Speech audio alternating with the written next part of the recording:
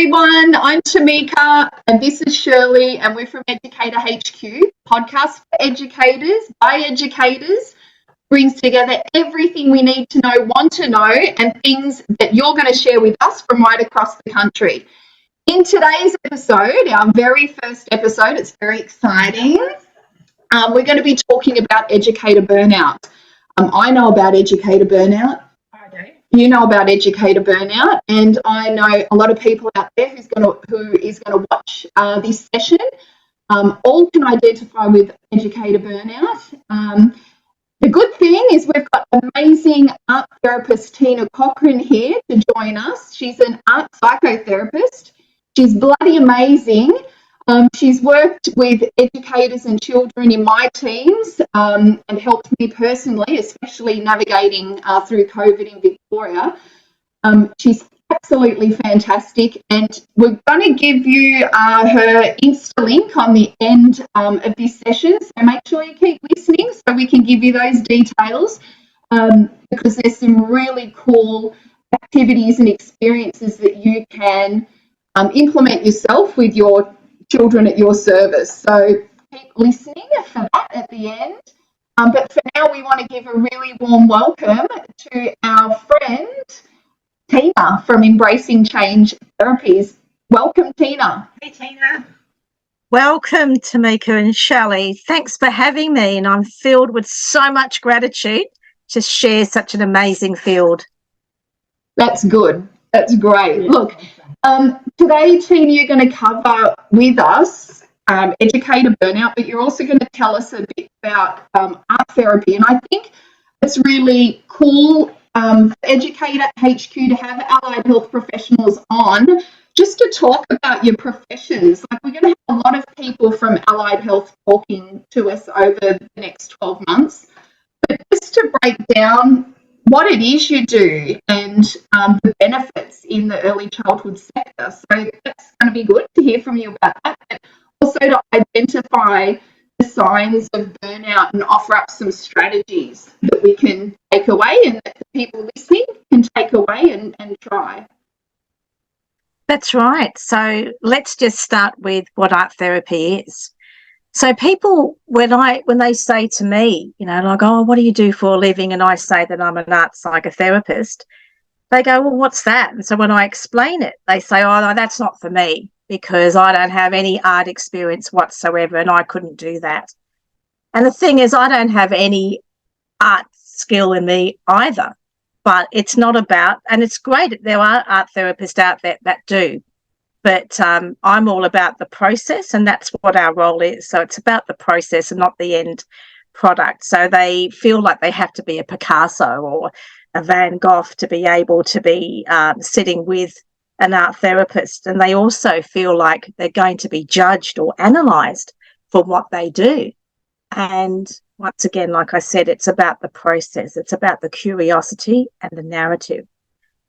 So art therapy is more than that. So it's not just about having that fear that you don't know how to draw. It covers a whole range of different things. So it's a form of counselling. However, we offer a myriad of different experiences that's going to help somebody transform. And we do this in creative ways. And and it's always on offer and it's always an invitation. Okay.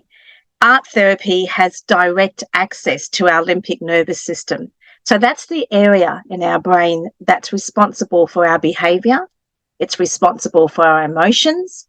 And it's also about our very means of survival. So, we know about the flight and fight aspect. And it's because the body remembers for our lived experiences and just the way that we are in general, that we can either react in a positive or negative way. So that's where art therapy comes into practice because we're actually going into their subconscious.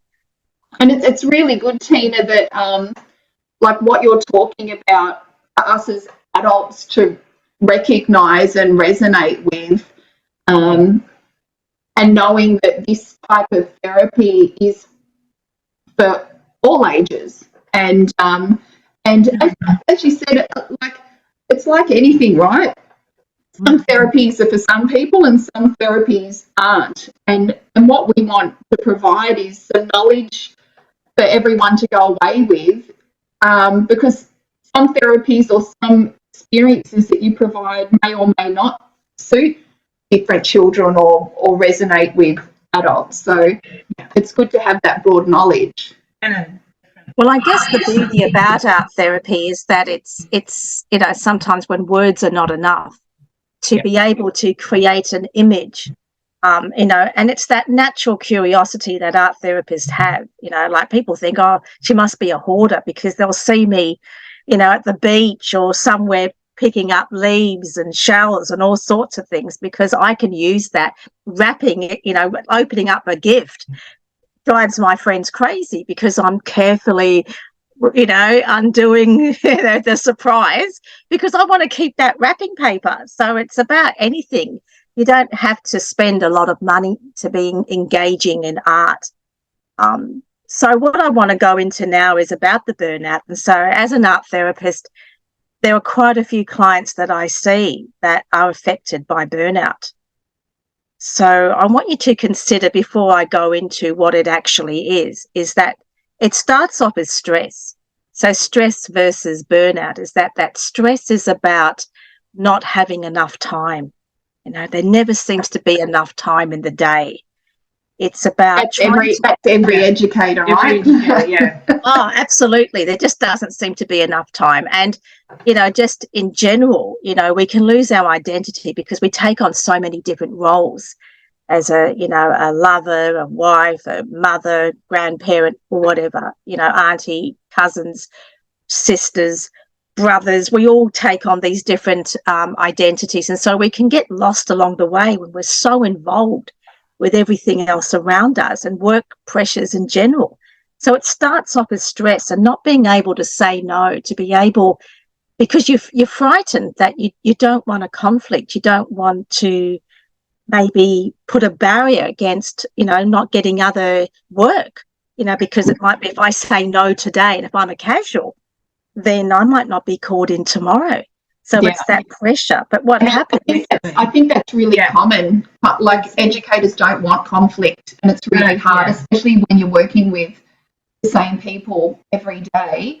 Yeah. That fear of conflict's high. Yeah, and they don't present any challenges too, or questioning things. They just do what they're told so that they don't seem like they're a burden. Yes. And then the director becomes the peacemaker. They do. Yes.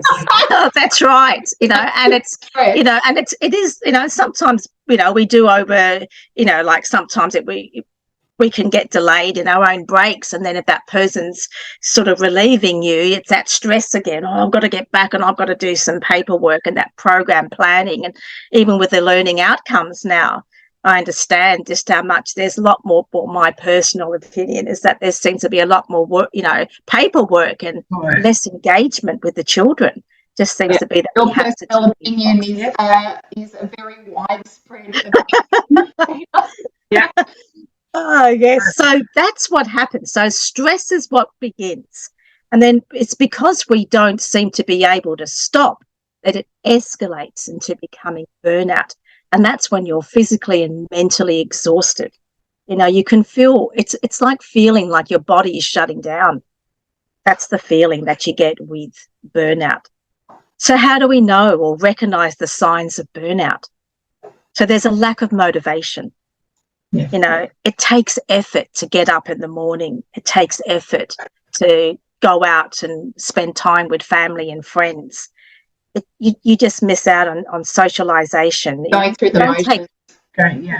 And you don't take pride in your general well-being and hygiene and appearance. So I had a client that was going through this say to me, oh, I had a shower the other day because I knew I was coming to see you.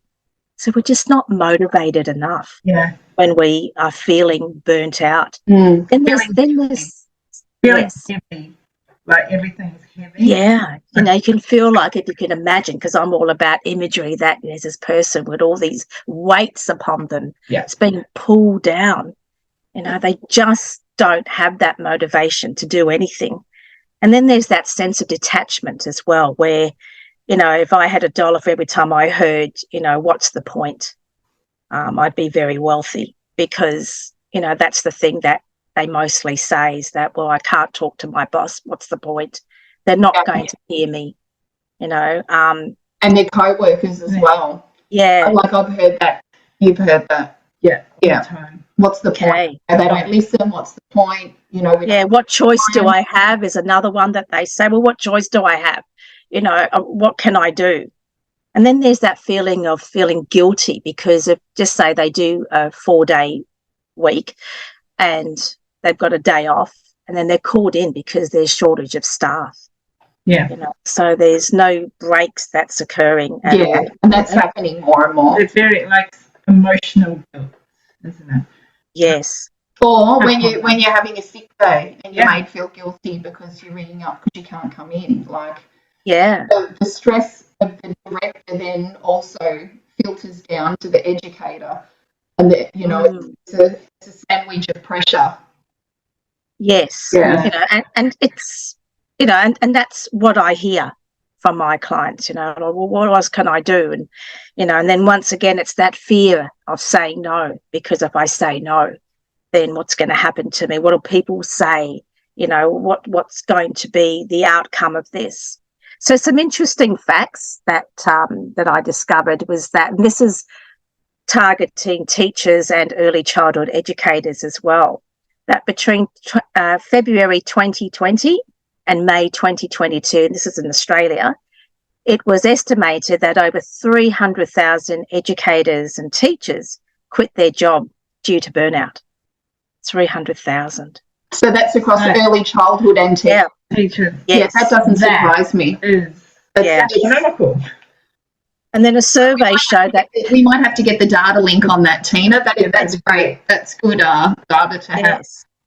And a survey showed that 51% of teachers and educators fear their mental health and physical well-being from teaching as well. And I think absolutely 100% highlighted through COVID. Yeah. Yes. Yeah. But it's even gone, there's that self-isolation as well. They just don't know how to get back into the workforce as well. And there was a lot of pressure around that too with COVID. Yeah, so there were teachers, especially with the isolation, with the educators, it's more so the feeling of burnout because everyone's just exhausted from being on the go the whole time. And it's that really, I think the sector still hasn't recovered from that. So I'm keen to hear, we're keen to hear what the upside of everything is. Well, some of the suggestions or strategies that we can do right now is that to prevent this, because we don't, you know, if we're in the stress state, we don't want it to escalate into becoming burnout. So if you can imagine yourself, you know, you're overworked, you're pressured with daily life, you know, situations that we are put into, and you get a pain in your arm, you know, and you think, oh, yeah, just let it go. I'm busy. I'm not going to do anything about it. The next day you get a pain in your arm and it's on your neck now. And you think, oh, you know, I'm busy, can't see a professional, can't do anything about it. The next time it happens, you're slurring your voice. So, you know, your health is going down because burnout will cause that.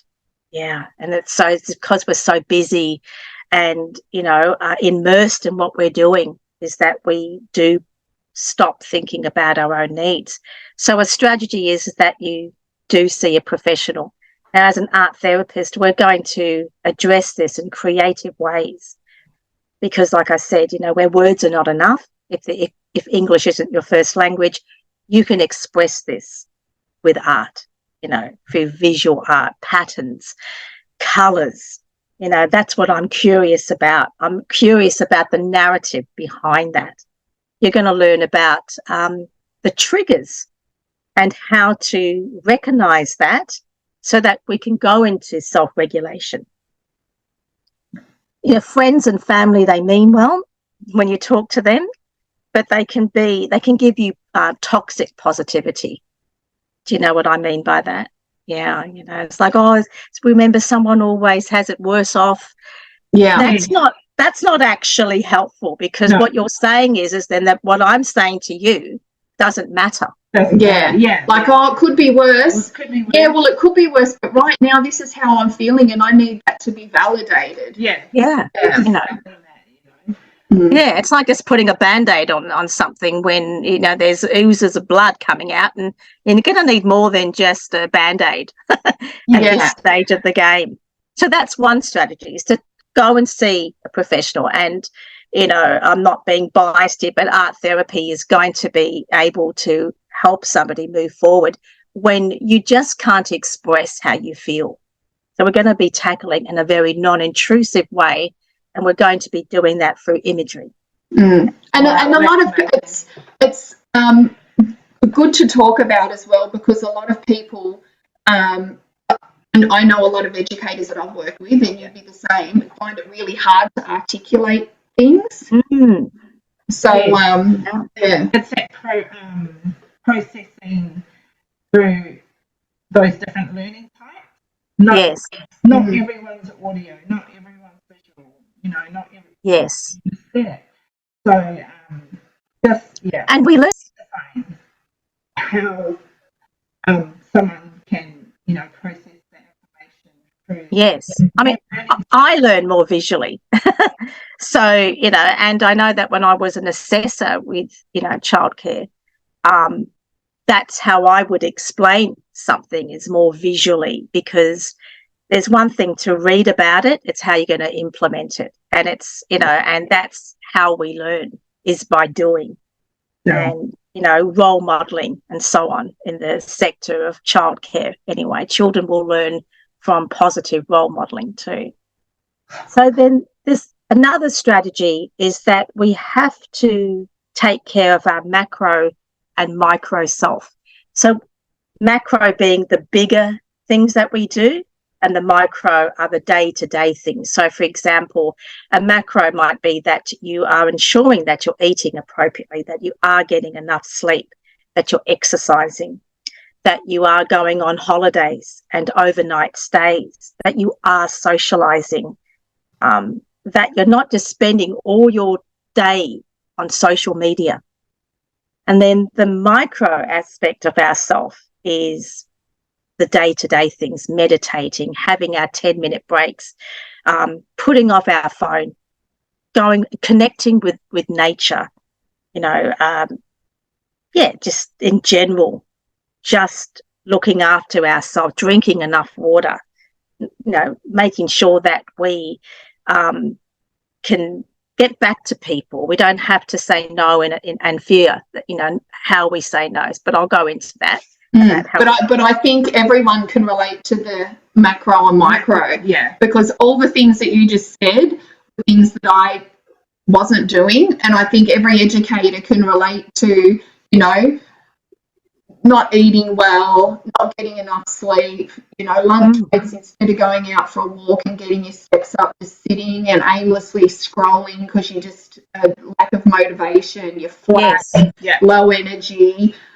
You know, a lot of this is a great chat for another time with maybe a nutritionist, but making sure that you've got the balanced diet. Like, so many people now are cutting out carbs and doing, you know, crazy diets where they're not fueling their body for a hectic day. And let's face it, educators are on their feet, and they are physically and mentally on the go from the time they walk into their room to the time they leave the centre, and then their brain's still going after that and at 3 o'clock in the morning. So macro, I love it. We should create a poster. Are you looking after your macros and micros? Well, it's so important, and it's something that, you know, like just taking care of your personal hygiene and appearance. You know, making small efforts. I'm not saying to go out there looking like a glamorous model, but take pride, because when we're so burnt out and we are not motivated, we lose a lot of our self-worth. Like, what's the whole point? thing about, you know, get up and at least the for the day, make your bed, and then and then everything's a bonus from there. But I love this macro micro talk. It's great. It's a we know there. That's in place. That could be a good team building activity for people out there, like a macro micro challenge. Absolutely, because we don't consider the bigger aspects of what we should be doing for ourselves and the smaller day-to-day things, like we're so busy, we don't notice a butterfly's just fluttered by, or from the rain there's this amazing rainbow, because we're just not. That's the thing. Another strategy could be that you keep a journal, just write. I remember when we had to, when I was first learning childcare, that, observation seemed like a big concern. Or what do I write? What am I supposed to be doing? You just write. You're writing about what's happening in the moment. And so it's the same thing with your journaling as well. You're writing down, when did I feel this way? What did I eat? Was I getting enough rest? What's actually happening in my day, so that you can start to map out what's occurring, and you learn about triggers and glimmer moments in therapy. Another thing you can do is at the end of each day, write 3 things of gratitude that you have. Something, it could have been that a child just gave you a hug. That's this gratitude that you're feeling so unconditionally loved. Yeah. That's one thing I'm missing from my break from the sector at the moment is the children. Not having contact with them anymore. Absolutely. And the thing is about personal appearance as well, like how you look after yourself, is that, I don't remember a day when a child didn't notice my hair being tied up with a bow or a flower, and they would notice these things and think, oh, your hair is like watermelon, and they'll say all these things. But it was lovely because they notice. They notice you. Yeah, they do. And so if you're coming in, and you're not looking after yourself, a child's going to notice that too. So that's why it's important to be on board and ahead of time with that. So I mentioned briefly about saying no. So a lot of my clients will say to me that I can't say no. I'm a people pleaser. And, and what they fear the most is that if they say no, it's going to lead into a conflict, or it's going to lead into hurting somebody's feelings. So there's a way to go about that. We can maneuver around that word no.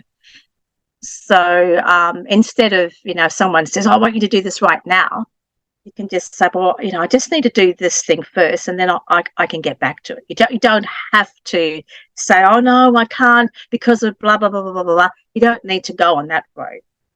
Or if someone says, oh, hey, can you come over? I'm just going to come over today, and be that, I'm actually I've got a few appointments, but Wednesday I'm free. So you take control of that word no, and work it towards your favour, to your advantage. It's having the toolbox of language. Yeah. So just have a think about, just reword things differently. And that way you're not offending. I mean, I had a client that said to me, oh, I'm pressured into taking this one here, there and everywhere. And it was a family member. And I said, well, maybe you should just add up the cost of petrol and put a price, put a fee to it. And so she did that. And initially that person didn't need her to help them out from a personal perspective. But then they started to say, well, okay, $50 for your petrol and taking my son here and there. So it's just getting that control and getting, noticing and believing in yourself that, you deserve this, that I do matter, and that I'm going to not just be bombarded with so many things. And I think the big, not mistake, but I think the thing that comes naturally to educators is that because you are doing that, and half the time it's you do it because it's just easier or quicker or whatever, but you do take on that role of just getting things done, that that then spills over into your personal life or vice versa. So it's like trying to center yourself and going, okay, what expectations do I have of myself? And then implementing it across all aspects. Yeah. Absolutely. So to just wind it up, like to conclude, I'd like to leave listeners with 2 final thoughts to consider. So as early childhood educators, we have to train in first aid, don't we? But what is that actually? So we have the acronym of doctors ABCD, right? I'm focusing on the danger, the number one, because if you see somebody unconscious, as you know, trainers will tell you, you can't just race up there. You've got to assess the situation. And if it's an danger to yourself, then you act upon it, you're going to be another casualty. Okay.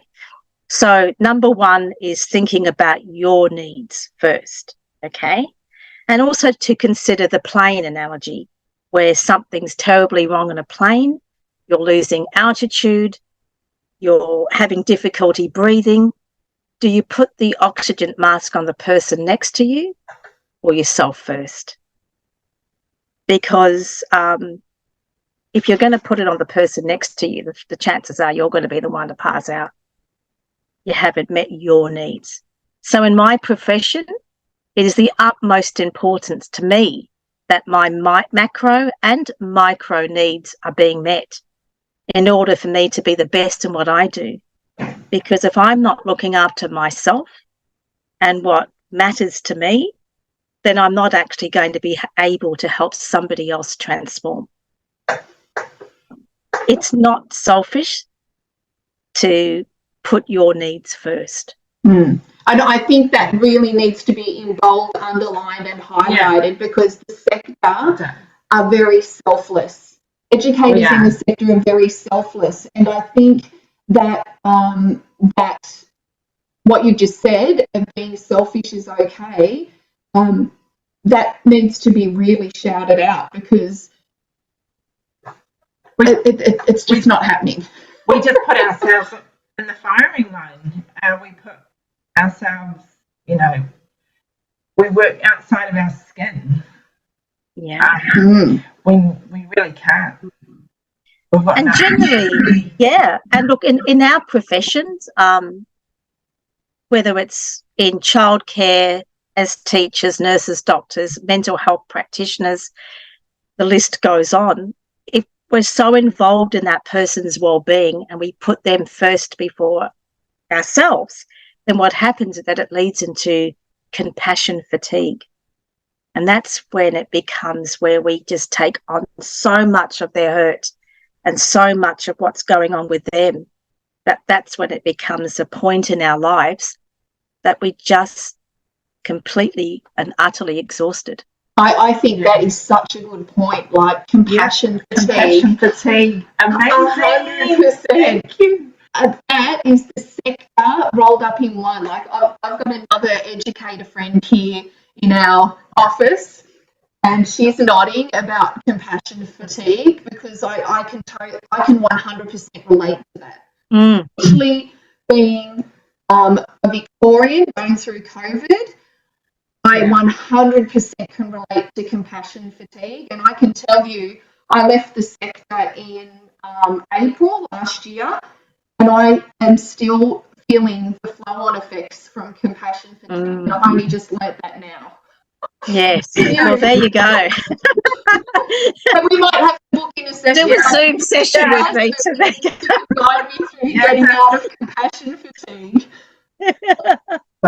Yeah, look, it's something that we just don't talk about and it's not really mentioned. But, you know, if with COVID, the medical team, you can imagine what happened with them and even with, you know, mental health practitioners, they just was bombarded with so much. And we feel for them. Parents feel that all the time. That, you know, that continual investment into someone else's well-being. That it leads into that. So that's the middle aspect, you know, like between the stress and the burnout, you've got your compassion fatigue, that's sort of in there too. Yeah. We need to heal each other. Yeah. and just, look out for your macro and micro way of being. A special comment coming from ex coming from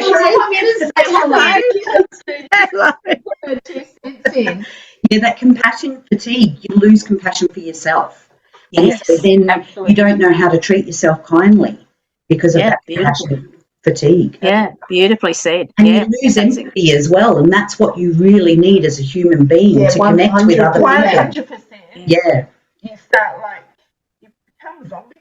Yeah. Yeah. You just want to cut. It comes back to that. I think you were saying before, how you push back and you put walls up because you just don't want to deal with it anymore. No. You know. Maybe you film that. Yeah. Special comments. Awesome. We love it. That's what we're no, that's good. And that's what we want. We want, more listeners to know that this is exactly what's happening. It starts off with the stress that we have, and a lot of the most popular image that a client chooses from all the pictures that are on offer is the one juggling, because they're juggling so many things at once, and there isn't time to breathe. Yeah. And you know what? Another thing with that juggling thing is women predominantly, and yes, there are men out there, but I'm just talking about a female-dominated sector, and I know there's some amazing males in this sector as well. It's almost like a badge of honour. It's become a badge of honour, having so many balls in the air, where it doesn't have to be like that. You just have to have your one thing that you're focusing on. You don't have to have, all of these things happening just because it might make you feel good about things or whatever. Like, it's just about pegging things right back to the basics. And that's all needed at the end of the day. You don't need the bells and whistles. Everyone's adding bells and whistles that are unnecessary. Yeah. That's my opinion anyway. Well, I think that social media plays a big role in that. It's what the other person has, their holidays that they're going, we've got to work, and we can get there too. We kind of lose track. We're so kind of immersed into that world, is that we lose track of reality and the present moment. And a lot of my Instagram post is about living in the here and now, taking moments to just breathe. That's to be.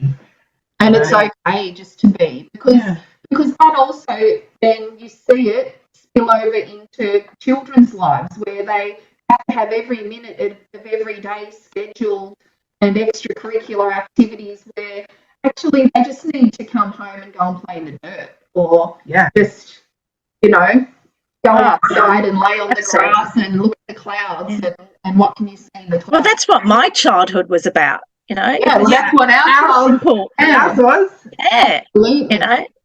Like, I didn't have, there wasn't mobile phones around when I was growing up. It had to be pure trust from my, from myself and my parents, really. Like, she really at her friend's house, or they couldn't really contact me to know. Well, you knew because of bikes out the front of the house. Shoes. The shoes. My mum liked to meet the people I was going to be going to their house for, so it was all part of that community way, really getting involved. You knew that we'd been home because there was nothing left in the cupboard. Yeah. Even your mates eating all the food. All the food's gone. Exactly. But so I hope that you can gain some sort of strategy that works for you out of what I've shared, and just be mindful of your macro and micro way of being. Don't let it go into that sort of compassion fatigue. Jump off the hamster wheel.